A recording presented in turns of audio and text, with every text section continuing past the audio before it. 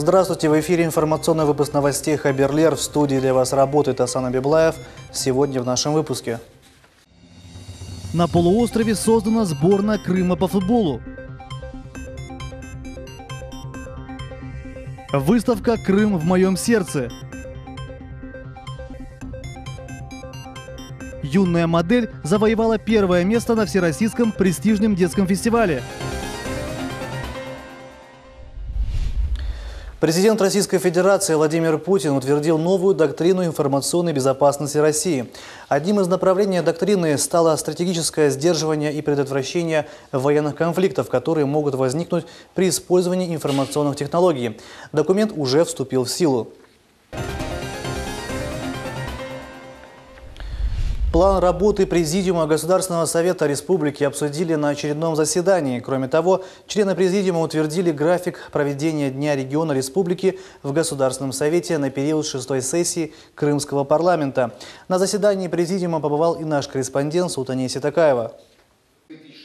Президиум Государственного Совета Республики Крым сформировал повестку дня заседания 5-й сессии Крымского парламента первого созыва, который пройдет 28 декабря 2016 года. Председатель Госсовета Владимир Константинов отметил, что в 2017 году в плане работы Президиума за основу будут взяты те методы и подходы, которые эффективно сработали в этом году. Безусловно, за основу будут взяты те методы и подходы, которые сработали в этом году и много лет уже дают свою эффективность. Мы их, безусловно, сохраним. Кроме наших планов законотворческих работ, это основная базовая наша функция. Сегодня у нас появились депутаты Государственной Думы, члены нашей команды. И сегодня мы рассчитываем на новый этап в законотворческой работе. Согласно утвержденному проекту повестки, планируется рассмотреть законопроекты о здравоохранении, об обеспечении полноценным питанием беременных женщин, кормящих матерей, а также детей в возрасте до 3 лет, об обеспечении беспрепятственного доступа инвалидов и других маломобильных групп населения к объектам инфраструктуры и другие. Султания Ситакаева, Умер Мустафаев, телеканал Миллет. Президент Турции Реджеп Таyyip Эрдоган подписал закон о ратификации соглашения с Россией по проекту строительства газопровода «Турецкий поток». Решение президента опубликовано на официальном сайте главы Турции. Таким образом, закон вступил в силу. Москва и Анкара 10 октября подписали межправительственное соглашение, которое предполагает строительство 2 ниток магистрального газопровода по дну Черного моря. Первая нитка предусмотрена для поставок газа на турецкий рынок, вторая же для транзита топлива в Европу. Планируется, что проект будет закончен в декабре 2019 года. Власти Крыма готовы дать возможность делегации парламентской ассамблеи ОБСЕ ознакомиться с ситуацией на полуострове, чтобы они увидели то, что есть на самом деле, сообщил глава Крыма Сергей Аксенов. По сообщениям СМИ, глава парламентской ассамблеи ОБСЕ Кристин Мутанин заявила, что допускает возможность своей поездки в Крым для ознакомления ситуации на полуострове после консультаций с Москвой и Киевом. Если будут решения президента и МИДа по этому поводу, пожалуйста, пусть приезжает, кто против, то есть будет задача, то есть мы покажем то, что есть на самом деле. Вот и все пока. Надо вот этот образ, который сформирован по Крыму в западных СМИ, в том плане, что есть танки на улицах, это был там вооруженный захват власти, то есть сводить его на нет. То есть тем, что приезжают знаменитые люди, там известные там в западных странах, пожалуйста, пусть сами выйдут на улицу. По своей программе мы всегда им предлагаем пройти, по своей программе. Чтобы не надо, чтобы мы вам готовили и думали, что это домашние какие-то заготовки. Нет, вот самостоятельно повстречайтесь с людьми, позадавайте вопросы. Те, кто хочет убедиться в справедливости этих терминов, они найдут такую возможность. Те, кто не хочет, они найдут в интернете там 10 недовольных, то есть их там запишут где-то там по остановкам, скажут, вот это мнение населения Республики Крым. Формирование мнения как инструмент, к сожалению, пока из западных СМИ, то есть в отношении Крыма не ушел. Также глава Крыма добавил, что мнение о Крыме и о ситуации на полуострове во многих странах сформировано западными СМИ и является инструментом политики. На полуострове создана сборная Крыма по футболу, генеральным партнером которой выступает организация малого и среднего предпринимательства «Новая формация». В связи с этим сегодня состоялось торжественное подписание меморандума о сотрудничестве между организацией «Новая формация» и президентом Крымского футбольного союза. Все детали знает наш корреспондент Нариман Тарсинова. Идея создания сборной Крыма по футболу у президента Крымского футбольного союза появилась давно. Однако для реализации проекта не могли найти финансирование. Поддержать проект согласились крымские предприниматели. Они считают, что создание сборной по футболу еще раз докажет мировой общественности, что новый субъект России сегодня успешно развивается. Федерация футбола российской не смогли выделить финансирование на поддержку создания сборной Крыма по футболу. И мы, когда это узнали, собрались правлением организации, и нами было принято решение, что необходимо поддержать в данном вопросе Крымский футбольный союз. На сегодняшний день наша сборная создана, 30 человек сейчас на сборах в Евпатории, готовится к тому, чтобы выйти и показать, что сборная есть, сборная существует, и футбол в Крыму есть по всем уровням, от детского футбола до профессионалов. У крымской сборной уже есть тренерский состав, форма, конечно же, и поле, где будут проходить тренировки. В игровой состав вошли 30 человек из футбольных команд республики. Стоит отметить, что 4 игрока представляют крымско-татарский народ. Это первая сборная от нашей республики. Такого еще не было. И то, что там играют 4 крымских татарина, я думаю, это большая гордость для нашего народа. Мы будем развиваться больше и больше в этом направлении. И опять же, любой вид спорта, он за здоровую нацию. Не раз они заставят нас гордиться ими и гордиться собой как крымчане. Поэтому я вам желаю хорошего пути, чтобы вы всегда были в завтрашнем дне уверены, и будьте уверены, что мы всегда будем рядом и в сложную минуту всегда вам поможем. Пока новосозданная команда тренируется и проводит учебно-тренировочные сборы. 9 декабря крымчане смогут познакомиться с игроками нашей сборной на Крымском футбольном форуме. Нариман Тарсинова, Эдем Исмаилов, телеканал «Милет».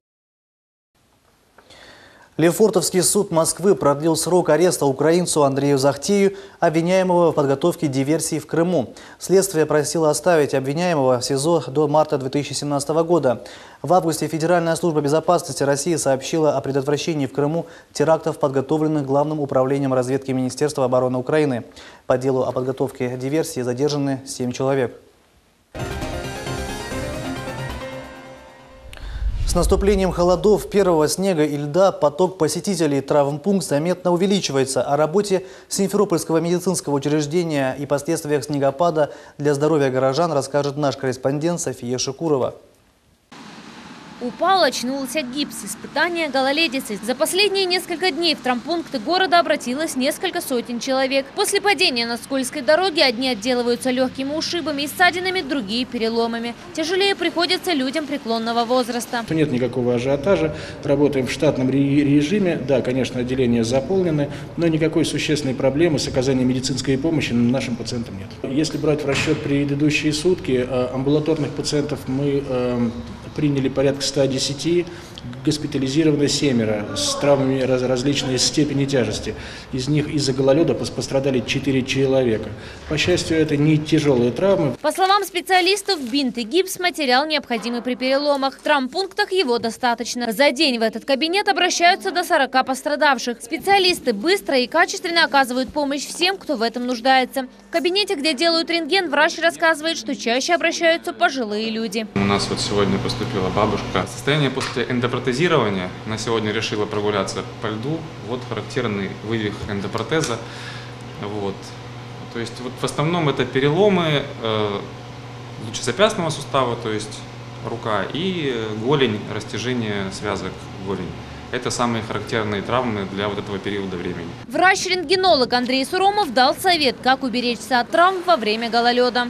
Я посоветую одевать правильную обувь, которая не скользит с резиновой подошвой, жесткой, плотной. Бабушкам и нашим дедушкам пореже выходить в этот период на улицу, постараться посидеть дома, не ходить в совбез, как это они любят, потому что чревато последствиями, потому что в старом возрасте лечение переломов довольно сложное, то есть период выздоровления он затягивается. Жители города с осторожностью передвигаются по замерзшим тротуарам. Чтобы не упасть и не травмироваться, главное выбрать правильную обувь, рассказывают симферопольцы. Выбирайте правильную обувь, не скользящую, и не попадайте в больницу. Может быть, удобную обувь нужно для начала, такую устойчивую, не скользкую. Ну, ходить по посыпанным дорожкам, наверное, да, если их посыпают у нас. Просто будь аккуратнее, под ноги смотреть. Посыпать и чистить, под ноги смотреть. И обувь носить нормальную, которая не скрипит, не это, чтобы держала нормально. Ну, не ходить там, где снег, идти по тротуару, где растаявший снег. Согласно прогнозам синоптиков, еще на протяжении 2 дней ожидаются морозы. Сотрудники МЧС советуют быть внимательнее на дорогах и воздержаться от прогулок в гололедицу. София Шукурова, Эдем Исмаилов, телеканал «Миллет». Рискуя жизнью, она спасла от нацистов 88 детей, после чего была подвергнута высылке, как и тысячи ее соотечественников крымских татар. Позже Саиде Арифову прозвали «праведницей мира». Спустя десятилетия ее имя вспоминает с особым чувством уважения и восхищения. Ежегодно в память о Саиде Арифовой проводят мероприятия. Уже традиционно они проходят в Крымском инженерно-педагогическом университете. Праведниками мира называют тех, кто спасал евреев во время Холокоста, рискуя при этом собственной жизнью. До настоящего времени праведниками мира считают около 15 тысяч человек. Одна из них – Саида Арифова, уроженка Бахчисарая. Во время Великой Отечественной войны она, крымская татарка, подвергая свою жизнь опасности, спасла от верной гибели 88 евреев. Работая заведующей Бахчисарайским детским садом, она скрывала национальность своих воспитанников, прятала обитателей детского дома, доставала фальшивые документы и медицинские справки, спасая таким образом десятки жизней. Саида Арифова, несмотря на свой возраст и пережитые невзгоды, оставалась позитивным и открытым человеком. Прекрасно пела старинные крымско-татарские песни. Ее советы, тепло и душевная чуткость поражали. После общения с таким удивительным и добрым человеком появлялось чувство гордости, рассказывает ее сын Мустафа. В моем сердце всегда хранится ее образ. Мы все любим своих мам. Саида Арифова – моя мама, моя родная. Она была патриотом, добрым человеком. Она герой. Таких, как она, очень мало. При жизни Саида Арифова очень сожалела, что потеряла связь с своими воспитанниками, которых она спасла от фашистов. Позже она очень хотела встретиться с этими людьми, увидеть их детей и внуков. 27 января 2003 года Саида Арифова была героиней телепередачи «Жди меня». В этой передаче был показан сюжет о ней, снятый в Бахчисарае. В нем шла речь о том, что праведница ищет тех людей, которые спасла во время немецкой оккупации Крыма.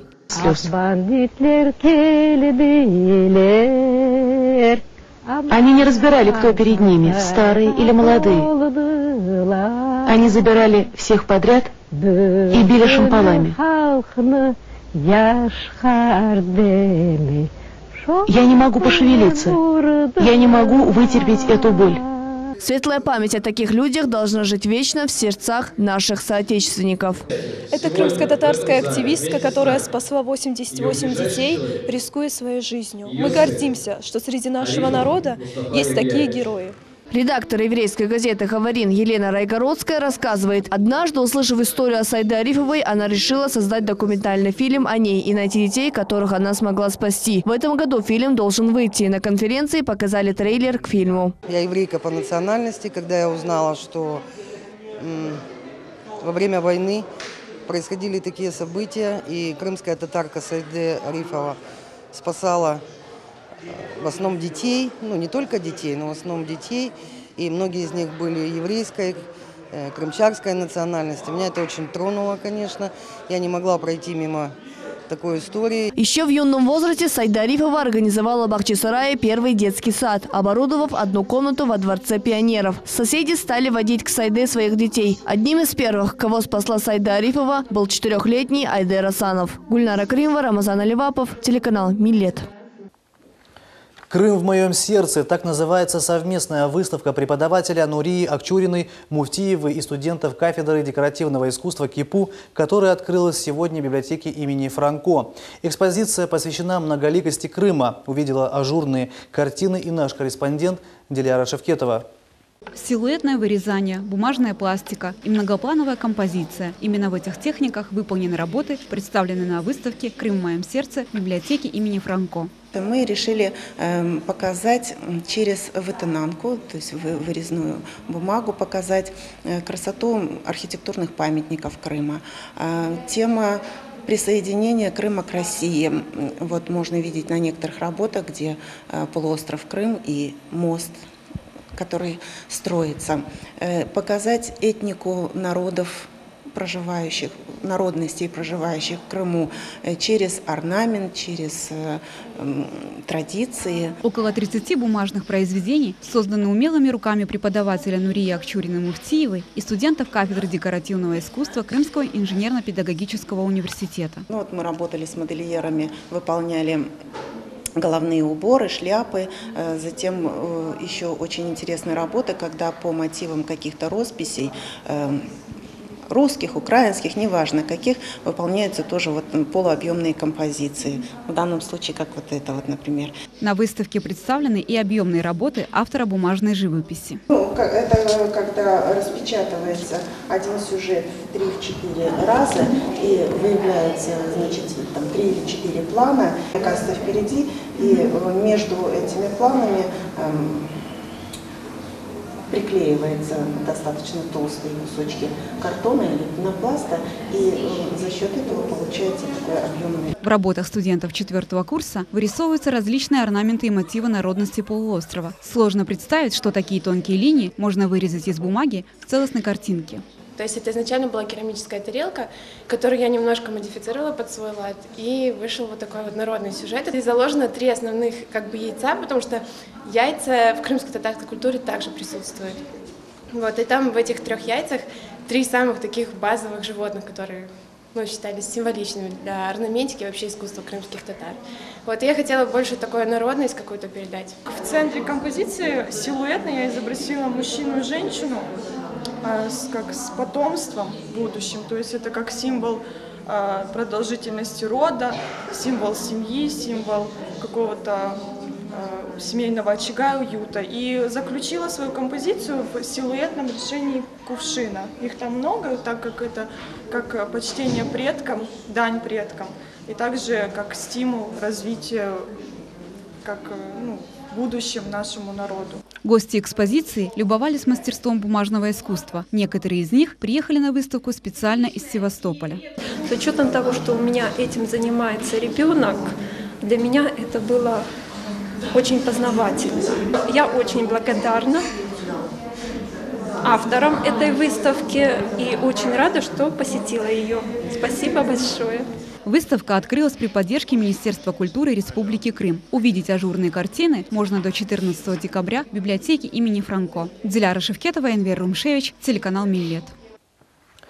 Юная модель Камиле Июпова завоевала 1-е место на всероссийском престижном детском фестивале «Маленькие таланты России», который прошел с 7 по 11 ноября. Корреспондент Гульнара Каримова познакомилась с молодым талантом и готова рассказать нам о ней. Камиле Июпова на международном детском фестивале творчества, культуры и искусств «Маленькие таланты России» среди 20 участниц со всех регионов России получила самый главный титул фестиваля – гран-при своей возрастной категории от 8 до 11 лет. Каждый представлял свой национальный костюм. У меня был национальный крымско-татарский костюм. Я представляла крымско-татарский народ.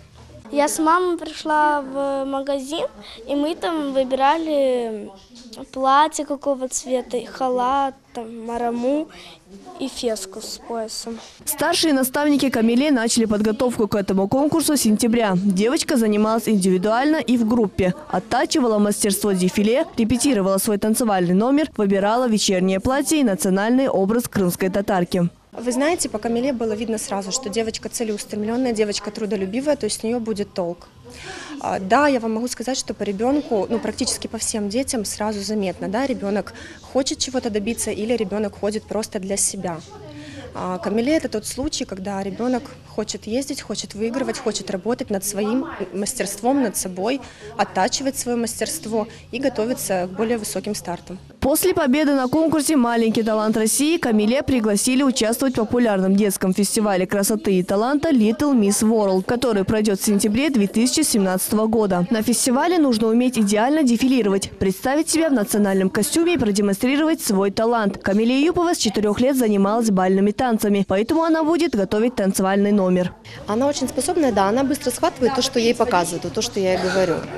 Моментально запоминает, очень старается. Можно сказать, что у нее есть будущее. Она заняла 2-е место, был международный фестиваль по танцам в Алуште, Golden Art. Она заняла 2-е место с сольным номером. Девочка выиграла в номинации «Лучшая презентация национального костюма». Не зря. В национальных костюмах участницы каждая по очереди рассказывала о себе и о своем родном крае. Так вот, при подготовке к Амеле ее помощники долго думали, как лучше представить любимый Крым, и даже сочинили стих. Пусть будет мир на всей планете, пусть будут счастливы все дети, а я хочу звездой стать и Крым любимый прославлять. Уже сегодня Камилия Юпова начала готовиться к фестивалю Little Miss World. Девочке очень понравилось участвовать в конкурсах красоты и таланта и тем самым прославлять Крым, Симферополь и свой народ крымских татар. Гульнара Каримова, Алишер Алимов, телеканал Милет. Это все новости на сегодня. В студии для вас работал Асан Абиблаев. Оставайтесь с телеканалом Милет. До новых встреч в эфире.